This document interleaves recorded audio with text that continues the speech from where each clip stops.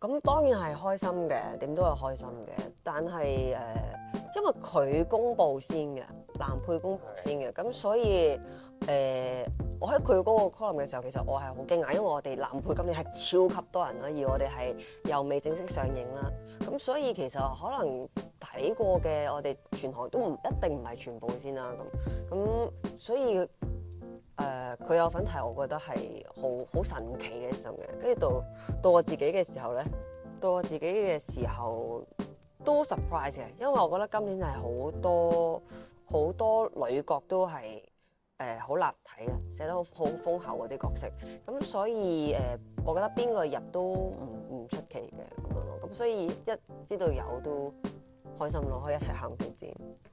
我嗰陣時喺歐洲嗰陣時7點半啊，朝早個記者會開始嘅時候，所以我其實係未瞓醒，我甚至乎係 miss 咗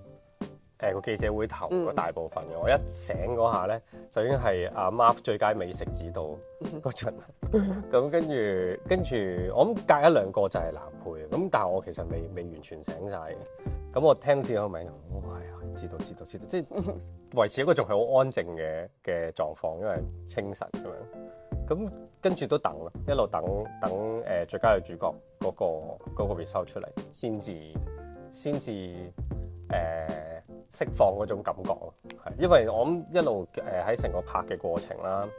然後去到睇埋個片啦，都見到阿譚嗰個表現係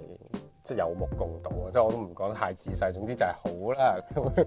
咁因為尤其是我睇片前同睇片後會爭好遠嘅感受，因為拍嗰陣我唔係成日喺佢隔離見到佢經歷咗啲咩㗎嘛，咁反而係睇正片先知，哇！原來我唔知嘅有咁多，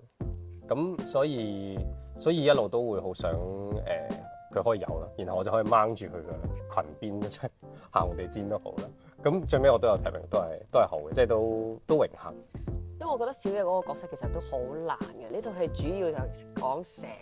即係好多篇幅，就係成個篇幅咧，基本上都係講新手媽咪噶嘛。咁但係因為佢呢個角色咧，